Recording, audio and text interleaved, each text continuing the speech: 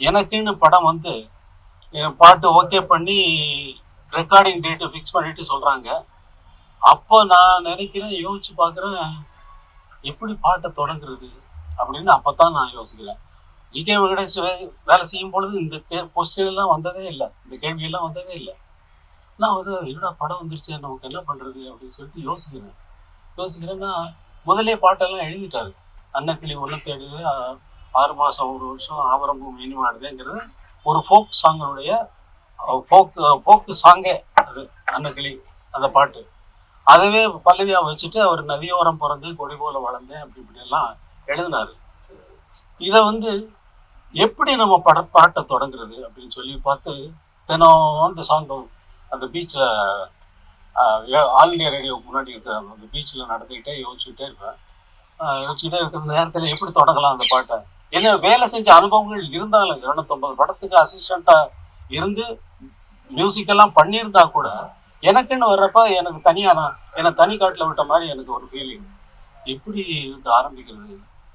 இந்த லைன் வந்து அன்னக்கிளி ஒன்றை தேடுது, 6 மாதம் 1 வருஷம், ஆவரம்பூ மீறி வாடுது அப்படிங்கிறதுனால ஒரு பெண்ணினுடைய விரகதாபத்தை இந்த பாடல் சொல்லுகிறது என்ற எண்ணத்தில் இந்த பாடலை வந்து ஒரு ஹம்மிங்ல ஸ்டார்ட் பண்ணலாம் அப்படின்னு சொல்லி சாந்தோம் பீச்சில் நடந்துட்டு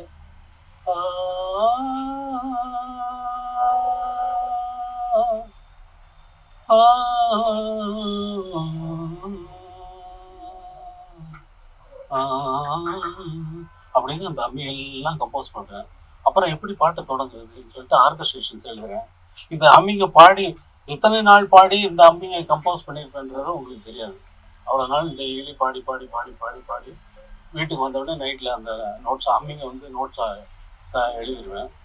வந்து இப்படி சரி போட்டு வச்சு இப்போ செகண்ட் பேக்ரவுண்ட் என்ன பண்ணுவோம், டைரக்டர் நதியோரம் பிறந்தேன் இப்போ கொடி போல வளர்ந்தேன் அப்படின்னு பாட்டு எழுதியிருக்காரு. அதனால டைரக்டர் ஷார்ட் வந்து நதியோரம் தான் வைப்பார் அப்படின்னு திங்க் பண்ணிட்டு அன்னக்கிளி ஒன்று தேடுதே தகடகம் தகடம் தகடம் அந்த அலை போகுதான் தகதகதம் தகதம் தகதம் தகதகதம் அடுத்தால அப்படின்னு சொல்லி நதியோரம் போறது. அப்புறம் அடுத்த சரணம் வர்றப்ப இப்படி ஒவ்வொரு பேக்ரவுண்டா ஃபிக்ஸ் பண்ணிட்டு போறேன் ஒவ்வொரு இடத்துக்கும். இப்போ அடுத்து வர்றப்ப கனவோடு சில நாள் நினைவோடு சில நாள் வந்து கனவு பற்றி சொல்றேன், அவளுடைய இளம் வயது பெண்ணு அந்த வந்து கனவு பற்றி சொல்றான்ட்டு ஒரு ஹம்மிங்கை வந்து பேக்ரவுண்டா கொடுத்தேன்.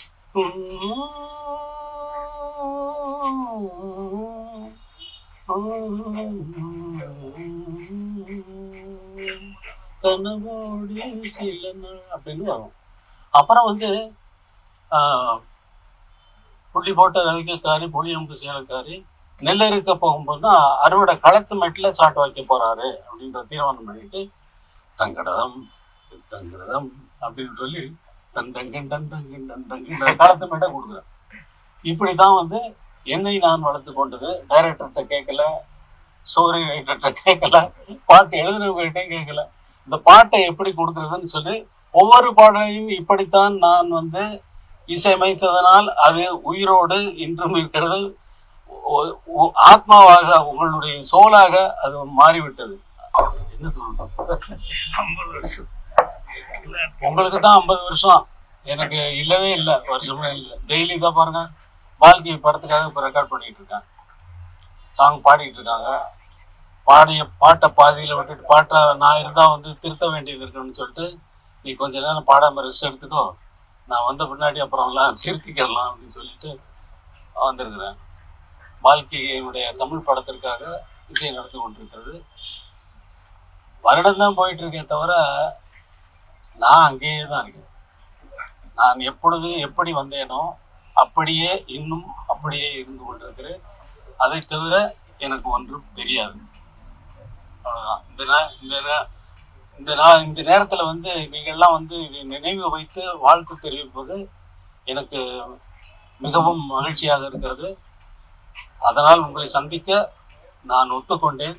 பாபு கேட்ட நேரத்திலே செய்தியாளர்கள் உங்களை சந்திக்க வேண்டும் என்று விரும்புகிறார்கள் என்று சொன்ன நேரத்தில் அப்படியே ஆகட்டும் என்று சொல்லி ஒத்துக்கொண்டேன்.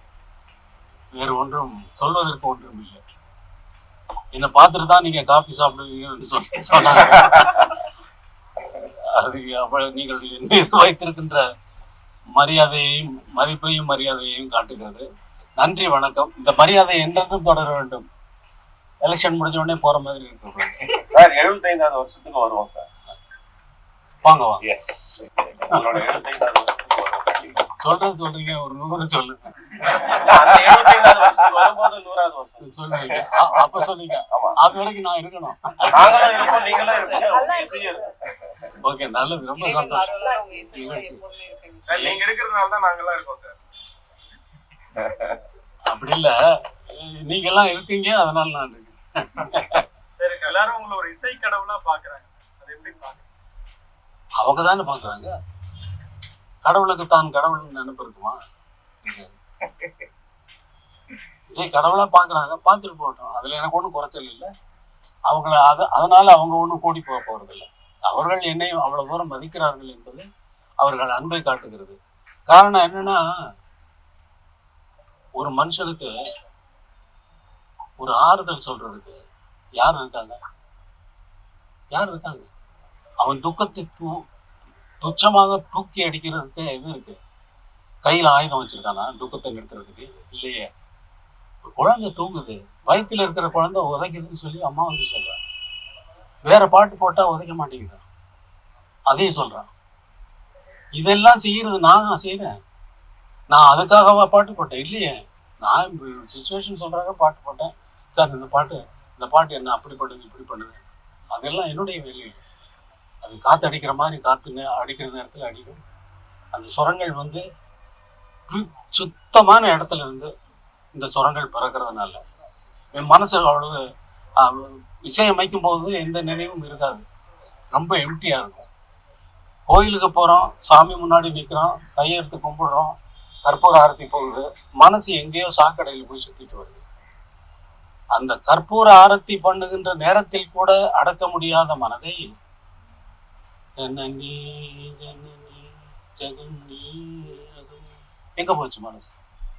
ஒண்ணுமே இருக்காது, ஒண்ணும் இருக்காது. அப்படி ஜனனி என்ன உறவு வந்துருச்சா? மூகாம்பிகை வந்துட்டாளா? இல்லையே. அந்த அமைதி தான் அதை கொண்டு வந்து ஒரு விஷயம் தருகிறது. நான் சொன்ன விஷயம், எனக்கு ஒரு எண்ணமா தோன்றிய அது. அந்த பாட்டு பிறக்கிறதுக்கு முன்னாடி அது எங்க இருந்தது? அதுவா வந்தது. வந்த உடனே அது வந்து உங்களுக்கு வந்து அது ஒரு விஷயமா தெரியுது. அது 5 நிமிஷம் நீங்க கோயில் போறதை விட அது வந்து மிகவும் புனிதமானது. அதனால்தான் மக்கள் என்னை என்னென்னவோ சொல்லி கொண்டாடுகிறார்கள். இந்த மக்கள் கொண்டாட்டம் என்றென்றும், நான் இல்லாமல் போனால் கூட அந்த கொண்டாட்டம் என்றென்றும் தொடர்ந்து கொண்டிருக்கும் என்பது எல்லோருக்கும் நன்றாக தெரியும். இது ஒரு கேள்வி நேரம் இல்லை, இது பதில் சொல்ற நேரமும் இல்லை.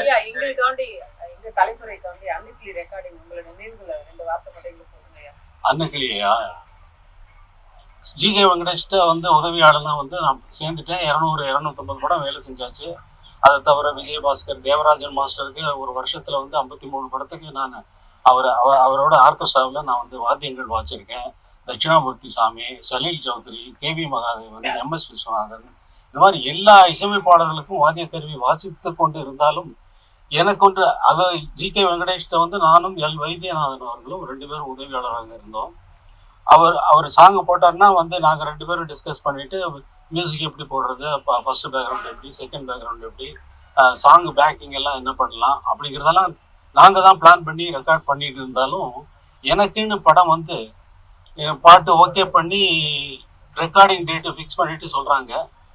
அப்போ நான் நினைக்கிறேன், யோசிச்சு பார்க்குறேன், எப்படி பாட்டை தொடங்குறது அப்படின்னு. அப்பதான் நான் யோசிக்கிறேன். ஜிகே வெங்கடேஷ் வேலை செய்யும் பொழுது இந்த கொஸ்டின் எல்லாம் வந்ததே இல்லை, இந்த கேள்வியெல்லாம் வந்ததே இல்லை. நான் வந்து என்னடா படம் வந்துருச்சு, நமக்கு என்ன பண்றது அப்படின்னு சொல்லிட்டு யோசிக்கிறேன்னா முதலே பாட்டெல்லாம் எழுதிட்டாரு. அன்னக்கிளி ஒன்று தேடுது, 6 மாசம் 1 வருஷம், ஆவரம்பும் மீனுமாடுதுங்கிறது ஒரு ஃபோக் சாங்கனுடைய ஃபோக்கு சாங்கே அது. அன்னக்கிளி அந்த பாட்டு அதுவே பல்லவியா வச்சுட்டு அவர் நதியோரம் பிறந்து கொடி போல வளர்ந்தேன் அப்படி இப்படி எல்லாம் எழுதினாரு.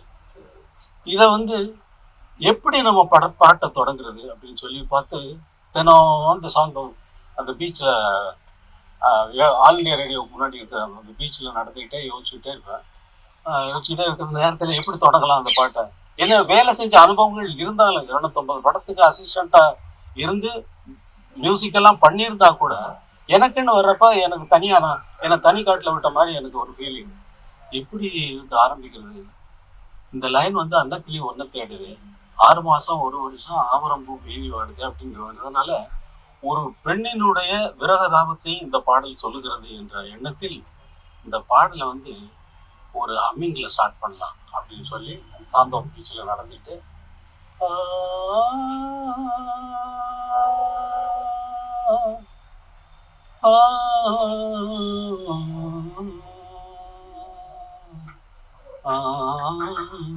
அப்படின்னு அந்த அம்மியெல்லாம் கம்போஸ் பண்றேன். அப்புறம் எப்படி பாட்டு தொடங்குறதுன்னு சொல்லிட்டு ஆர்கஸ்ட்ரேஷன்ஸ் எழுதுறேன். இந்த அம்மிங்க பாடி எத்தனை நாள் பாடி இந்த அம்மிங்க கம்போஸ் பண்ணியிருப்பேன்றது உங்களுக்கு தெரியாது. அவ்வளோ நாள் டெய்லி பாடி பாடி பாடி பாடி பாடி வீட்டுக்கு வந்தவுடனே நைட்டில் அந்த நோட்ஸ் அம்மிங்க வந்து நோட்ஸாக எழுதிடுவேன். வந்து இப்படி சரி போட்டு வச்சு இப்போ செகண்ட் பேக்ரவுண்ட் என்ன பண்ணுவோம், டைரக்டர் நான் நதியோரம் பிறந்தேன் இப்போ கொடி போல வளர்ந்தேன் அப்படின்னு பாட்டு எழுதியிருக்காரு. அதனால டைரக்டர் ஷார்ட் வந்து நதியோரம் தான் வைப்பாரு அப்படின்னு திங்க் பண்ணிட்டு அன்னக்கிளி ஒன்று தேடுதே தகடகம் தகடம் தகடம் அந்த அலை போகுதான் தகதகதம் தகதம் தகதம் தகதகதம் அடுத்த அப்படின்னு சொல்லி நதியோரம் போறது. அப்புறம் அடுத்த சரணம் வர்றப்ப இப்படி ஒவ்வொரு பேக்ரவுண்டா ஃபிக்ஸ் பண்ணிட்டு போறேன் ஒவ்வொரு இடத்துக்கும். இப்போ அடுத்து வர்றப்ப கனவோடு சில நாள் நினைவோடு சில நாள் வந்து கனவு பற்றி சொல்றேன், அவளுடைய இளம் வயது பெண்ணு அந்த வந்து கனவு பற்றி சொல்றான்ட்டு ஒரு ஹம்மிங்கை வந்து பேக்ரவுண்டா கொடுத்தேன்.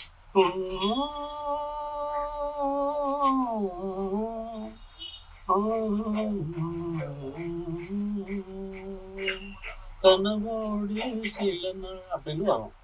அப்புறம் வந்து புள்ளி போட்ட ரவிக்கக்காரி புளியம்பு சேலக்காரி நெல் இருக்க போகும்போதுனா அறுவடை களத்து மெட்டில் சாட்டு வைக்க போறாரு அப்படின்ற தீர்மானம் பண்ணிட்டு தங்கடதம் தங்கடதம் அப்படின்னு சொல்லி தண்டங்கன் டண்டங்கன் டண்டங்கன் களத்து மெட்டை கொடுக்குறேன்.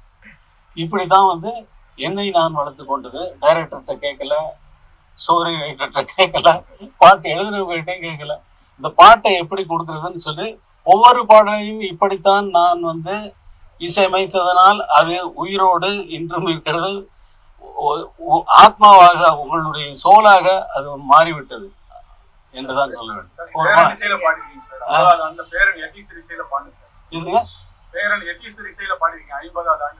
அது ஞாபகம் இல்லை. நல்லது, ரொம்ப நல்லது, சந்தோஷம்.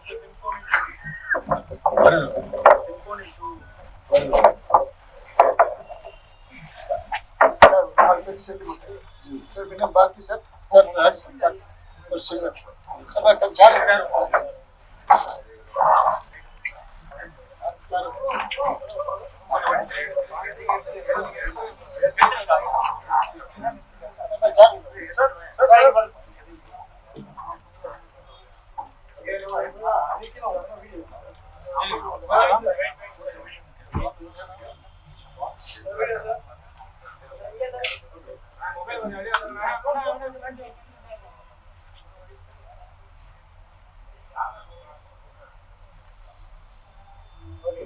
Thank you.